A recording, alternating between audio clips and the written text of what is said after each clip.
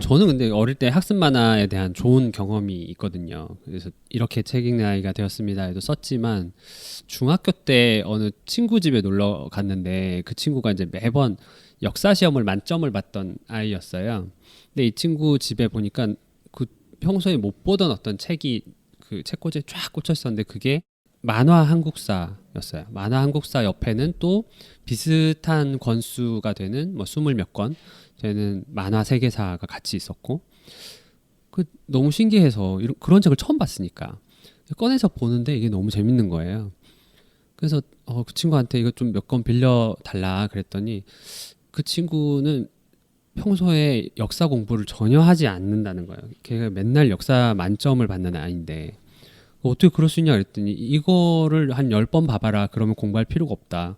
아 정말 그러냐. 나도 그러고 싶으니까. 저도 이제 뭐 따로 암기 과목 공부하는 게 얼마나 좀 힘들어요. 그래서 나도 그러고 싶으니까 일단 가져가서 이제 그걸 실험을 해본 거죠. 근데 봤는데 이게 너무 내용이 이해가 쏙쏙 잘 되고 좋아서 그 다음 시험 전에 저희 아버지하고 같이 그 헌책방 골목을 가가지고 저희 한지를 사왔어요. 사와서 그러고 나서 저도 역사 공부를 해본 적이 없어요. 그래서 좋은 경험으로 남아 있거든요. 자 여기까지 딱 얘기를 하면은 이제 이게 보통 여기까지의 내용이 네. 보통 부모님들한테 전달되는 학습 만화에 대한 정보예요. 네 집 아이가 어떤 집 학습 아이가 만화를 읽고 역사를 되게 잘하게 됐다더라. 저 집 책 잘 읽는 똘똘이가 쟤는 학습 만화도 많이 읽는다더라. 이제 이렇게 얘기가 되는 거예요. 책도 많이 읽는데 학습 만화도 많이 읽더라. 거봐 학습 만화는 독서하고 상관없어. 그러니까 너도 읽어. 이거 지식이 들어있잖아. 이렇게 이제 되는 겁니다. 해로운 건 아닐 거야. 그렇죠. 자, 근데 요게 이제 어떤 착시가 있냐면 첫 번째로 그 학습 만화가 도움이 될 거야 공부에. 이게 생각해 보시면 지금 읽으셨다는 그 한국사, 네네. 뭐 세계사 이 만화도 그렇고 가만히 생각해 보시면요, 저희가 어렸을 때 나왔던 그런 지식을 다룬 만화들이 한 분야에 몰빵돼 있어요. 한국사 아니면 세계사. 네네. 요 두 가지 중에 하나입니다. 네네. 이게 왜 이러냐면 만화는 원래 이게 스토리에 최적화되어 있는 장르잖아요. 네. 이 지식 중에 역사가 지식 자체가 스토리예요. 네. 그렇죠. 그래서 만화하고 잘 맞아요. 저는 이제 학습만 안 된다 이렇게 얘기하지만 여기가 공독서가지 않습니까? 저기에 박시백의 천왕조실록이 버젓이 꽂혀 있습니다. 네. 이게 왜 그러냐면 저는 이제 학습 만화하고 구별해서 좀 이런 표현을 쓰는데 지식 만화라고 불러요. 저는 그런 거를. 이게 뭐냐면 역사를 이제 만화로 다루게 되는 거는 억지로 갖다 붙인 게 아닌 거예요. 역사란 지식 자체가 이야기이기 때문에 초심자에게는 만화로 전달하는 것도 굉장히 좋은 전달 방법이 되는 겁니다. 네네네. 그래서 옛날에 학습 만화, 지식 만화들이 역사 쪽으로 다 그쪽 책만 있는 이유가 그 생각해보시면 그때 막 빅뱅을 만화로 설명하고 이런 거 없었어요. 왜 그러냐 하면 빅뱅은 이야기로 설명할 수가 없거든요. 하지만 역사는 자체가 이야기이기 때문에 이야기로 설명할 수 있다. 그래서 이런 책을 읽으면 실제로 역사 지식이 생겨요. 실제로 네. 좋은 컨텐츠죠. 네. 그러면 나머지도 그럴 것이다. 나머지는 그렇지 않습니다. 빅뱅은 안 되나요? 그럼요. 아니 물론 네. 뭐 안 될 건 없어요. 네. 쉬는 시간에 놀이 삼아 읽는 거야 뭐 상관없지만 네. 그게 역사 만화만큼 큰 효과를 갖고 올 수 없다는 거죠. 두 번째로는 똑똑한 애들, 책 잘 읽는 애들이 맞습니다. 저도 강사 생활 해보면 책 정말 잘 읽는 애들 만화도 많이 읽어요. 근데 문제는 뭐다? 만화도 많이 읽지만 책도 많이 읽습니다. 네. 이게 다른 점인데 그걸 보고 제 만화도 읽고 책도 읽으니까 우리 애도 만화도 읽고 책을 읽을 수 있겠지. 이렇게 생각하시는데 그런 일은 거의 일어나지 않아요. 이게 언어 능력 평가해보면 어떤 차이가 있냐면 만화도 읽고 책도 읽는 애들은요 100이면 100 자기 나이 때보다 3단계에서 4단계 정도 언어 능력이 높게 나와요.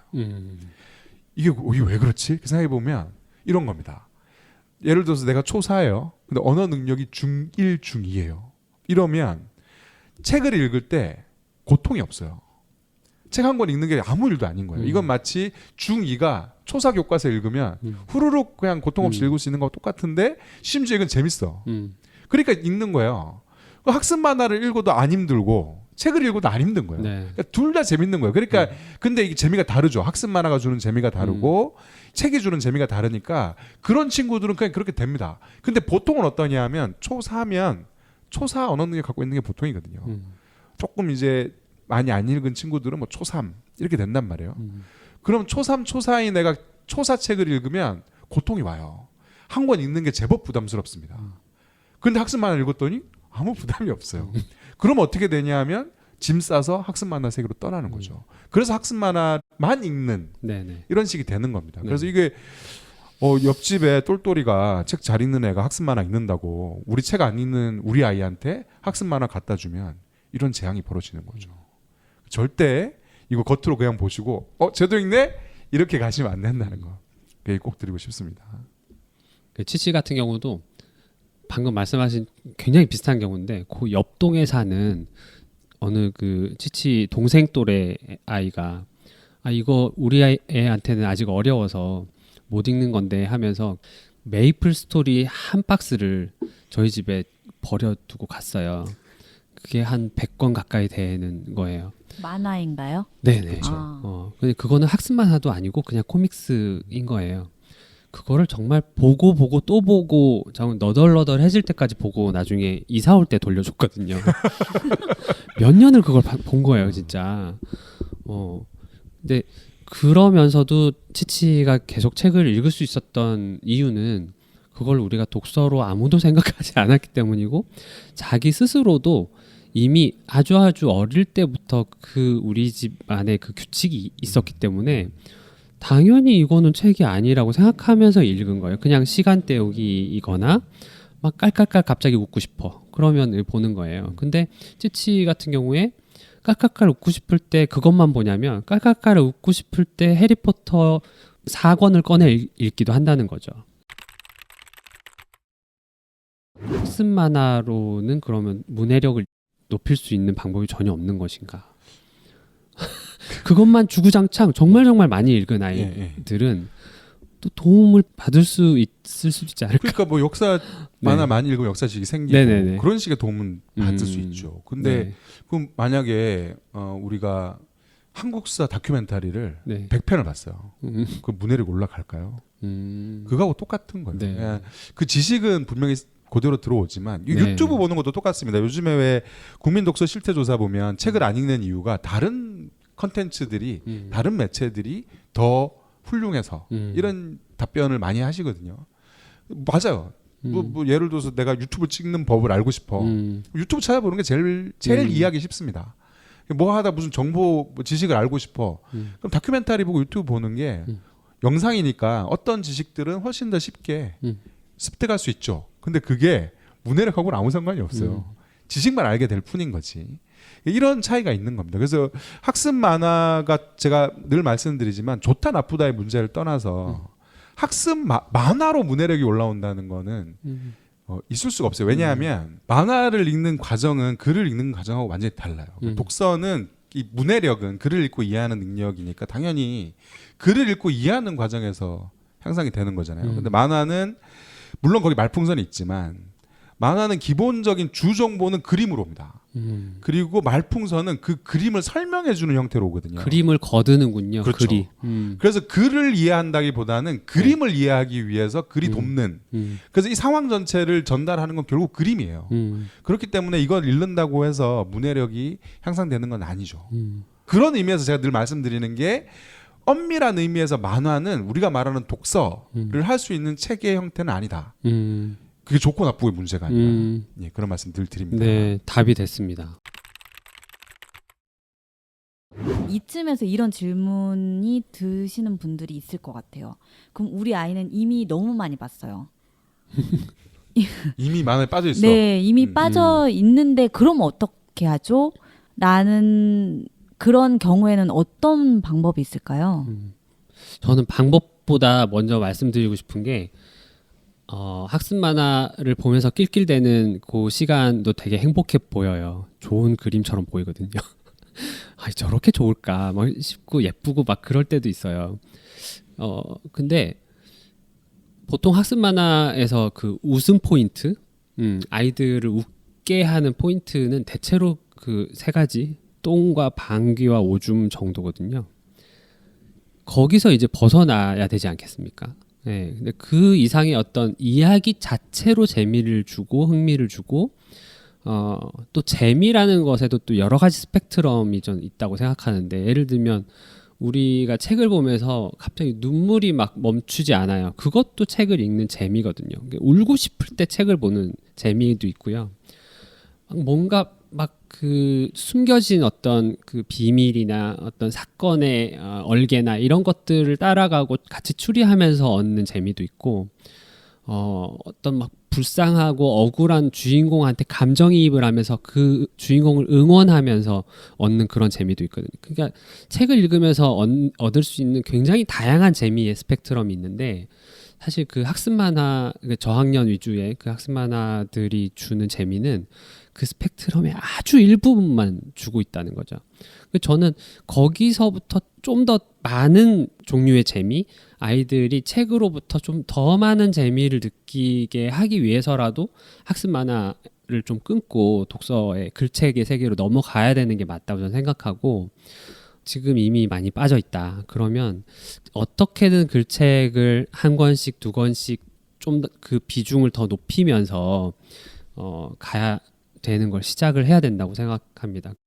사실 학습 만화를 지금까지 읽어왔어요. 만약에 책을 독서 시간에 책 읽어 하면 학습 만화 들고 왔어. 근데 얘한테 이제 갑자기 이런 얘기를 하는 거잖아요. 똘똘아, 만화는 책이 아니야. 그 자기는 이미 3, 4년 자기 인생에 한 4분의 1에 해당되는 시기를 만화가 책이라고 생각해서 읽어온 애한테 그럼 이러면 또 어떻게 해야 되겠습니까? 부모님이 다시 사과를 하셔야죠. 대자녀 사과를 하셔야 돼요. 내가 잘못했다. 미안하다. 몰랐다. 내가 너에게 마법 땡땡땡을 네 손에 쥐어주고 내가 너에게 왜를 쥐어주고 내가 죄인이다. 내가 몰랐다. 네. 일단 이 대자녀 사과를 한번 하시고 사과 뒤에 따라오는 거 아시죠? 보상. 뺏으려면 맞아요. 갖고 있던 권리를 뺏으려면요. 납득을 시킨 후에 나의 실수도 있으니까 보상하셔야 됩니다. 그 그러니까, 보상을 하시는 게 사실은 이걸 성공시키는 어떤 비용이라고 생각하셔야 그렇죠. 돼요. 네. 그리고 보상을 하면 사실 100% 뺏는 건 아닌 거예요. 그러니까 맞아요. 등가로 교환을 하는 거예요. 교환. 네. 그래서 그만큼을 뺏어 오는 대신에 충분히 그걸 납득할 만한 보상을 주셔야 되고 그게 뭐 일주일에 한 번 소고기를 먹는다든지 어디 외식을 간다든지 뭐든 간에 충분한 보상이 있어야 되고 치치 같은 경우는 마법 땡땡땡을 뭐 싸그리 다 보고 외전까지 다 보고 뭐 마법 땡땡땡 회사에서 나온 그 마법 다른 과목들도 있습니다. 네. 뿐만 아니라 중학교 1학년 때까지 내일은 실험 땡 같은 거를 계속 또 사달라고 하고 땡이 되게 무의미하게 느껴져요. 네. 사주고 했어요. 근데 저희 같은 경우는 마법 땡땡땡을 막 다 보고 막 한자 시험을 막 그 급수 시험을 치기도 했거든요. 그러니까 아이가 스스로 좋아서 하는 거에 저는 브레이크를 걸 필요는 없다고 생각해요. 다만 인식을 좀 다르게 할 수는 있을 것 같아요. 충분히 그 다른 쪽의 어떤 보상과 또 충분한 그렇죠. 사과와 진정성 있는 사과와 합의를 통해서 가능하다고 생각하는데 나중에 마법 땡땡땡 말고 이제 내일은 그거 같은 경우도 서점에 가서 아이들 뭐 고르고 싶은 거 하나 골라와 그러면 한참 골라서 만화 하나를 가져온단 말이에요. 그럼 막 속 터지잖아요. 저는 그 학부모님들한테 1+1이다. 1+1을 반드시 제공을 해라. 한 권을 그래 보고 싶은 만화책을 가져왔어? 그러면 그 시간 동안에 어머님, 아버님들은 다른 좋은 책을 글책을 하나 골라서 가지고 있다가 이건 선물이라고 같이 주는 거예요. 그래서 좋은 책과 만화책을 함께 이렇게 서점에 오면 항상 책을 2권씩 사는 거예요. 네. 이거는 이제 책자리 있는 집 얘기고요. 저는 그렇게 생각하지 않습니다. 네. 이제 저는 서점에 갈 때 네. 이렇게 못을 박아야 된다고 생각해요. 책 사주러 가는 거야. 너한테 딴 게 아니고 책을 사줄 거야. 책. 네. 그래서 아이가 가서 만화책을 들고 오면 이렇게 얘기하시면 됩니다. 책 사준다고. 장난감 말고. 이거는 생일 때 얘기해. 이렇게 돌려보내고 아이가 스스로 어떻게든 책을 고르도록. 그래서 이게 왜 필요하냐면 우리 숙제를 할 때도 네. 예를 들어서 뭐 독후감 숙제를 하잖아요. 학교에서 내준 학습 만화 들고 오면 독후감을 책을 읽고 해야지. 왜 장난감을 가지고 하냐. 돌려보내고 책을 들고 오도록. 네. 이게 뭐냐면 책과 만화의 경계를 명확하게 구분 지어주는 거예요. 아이한테 개념을. 네, 네. 사실 아이가 학습 만화만 읽어요. 여기에는 뭐가 깔려 있냐면 부모님이 학습 만화를 독서로 그동안 취급해 오셨던 거예요. 사실 학습 만화 못 읽게 하는 거요. 어릴 때 해보면 되게 쉽습니다. 학습 만화를 멸시하고 경멸하고 터부시하고 아주 어릴 때부터 아주 네. 아우 야 그건 장난감이야. 맞아요. 이런 식으로 책을 읽으면 아 너 책 읽었네. 그게 맞아요. 심지어 부모님이 보기에 정말 안 좋은 책처럼 막 그런 그냥 재미 위주의 책 같아도 글 활자로 돼 있는 책을 읽으면 책 읽었네. 이렇게 인정을 해주고 만화는 그것이 어떤 내용을 담고 있어도 만화인 거예요. 네. 그럼 중요한 것 만화에 같아요. 네. 맞는 네. 처우를 해주잖아요. 그럼 아이가 금세 박스 만화에 대한 흥미를 어느 정도 있습니다. 막 그렇게 읽으려고 애쓰지 않아요. 그런 게 있기 때문에 이 경계선을 명확하게 해주시고 단호박처럼 자르시라. 대신 아까 말씀하셨던 것처럼 독서 시간이 아니야. 독후감이 아니야. 근데 평소에 애가 노는 시간에 장난감 갖고 놀 시간에 학습 만화를 읽고 그건 우리한테 말릴 권리도 없고요. 말릴 이유도 없습니다. 아무리 그래도 스마트폰보다 학습 만화가 나아요. 그러니까 말릴 이유가 없으니까 그냥 하게 하시면 됩니다. 그렇게 하시되 다만 이것이 독서가 아니라는 거. 이 개념만 명확하게 해주시면 학습 만화도 아이한테 저는 좀 그런 건 있어요. 좀 슬픈 건 있어요. 기왕 읽을 만화 학습 만화 말고 제가 읽었던 그런 진짜 만화 그 상상력의 세계로 가득 차 있는 독자인 나를 타격하고 경악시키는 그런 만화를 아이들이 즐기지 못하고 학습 만화 그거 재밌다고 들고 앉아서 읽고 있는 거 보면 마음이 아파요. 도서관에 가면 책 반납대가 있잖아요. 저는 이제 그 반납대를 늘 주의 깊게 보는 편이에요. 관심을 가지고. 그래서 다른 사람들은 어떤 책을 주로 읽는지 또 우리 어린 친구들은 어떤 책 읽고 있는지 그걸 굉장히 관심이 많은데요. 사실 그 어린이서가 보면은 거의 영유아들의 그림책 혹은 학습 만화로만 이루어진 경우가 거의 매일이었어요. 그런데 그 그림책은 또 이게 뭐 튼튼하게 만들어져서 그런지 그렇지 않은데 학습 만화는 우리 어린이들이 얼마나 봤는지 앞장이 다 떨어져 있고 그죠. 네, 정말 많은 그 사랑을 받은 흔적이 다 고스란히 남아있는 그런 경우가 많더라고요. 하지만 제가 오늘 새롭게 깨닫게 되는 것은 학습 만화라는 장르에 있어서 학습의 방점이 찍히는 것이 아니라 만화가 더 주된 것이다. 그래서 만화와 또 그 일반 책은 활자 책은 구분되어야 한다. 이렇게 이해를 했습니다. 우리 아이들이 좋은 책을 읽으면서 그 활자를 눈으로 읽고 머릿속에서 다시 음미하면서 정말 책 속의 세계에 아주 적극적으로 능동적으로 빠지는 그런 활동을 꼭 하게 되면 좋겠습니다. 다음 시간에는요. 우리 아이는 똑같은 책을 여러 번 읽어요. 그래서 걱정이에요. 또 우리 동네 도서관은 어떻게 이용하는 것이 가장 효과적일까요? 하는 이야기를 옆에 계신 두 작가님 모시고 또 더 자세히 심층적으로 들어보도록 하겠습니다. 그러면 늘 관심 가져주시고요. 구독과 좋아요도 잊지 말아주세요. 그러면 여러분 다음 시간에 다시 만나요. 안녕. 안녕? 안녕 해도 돼?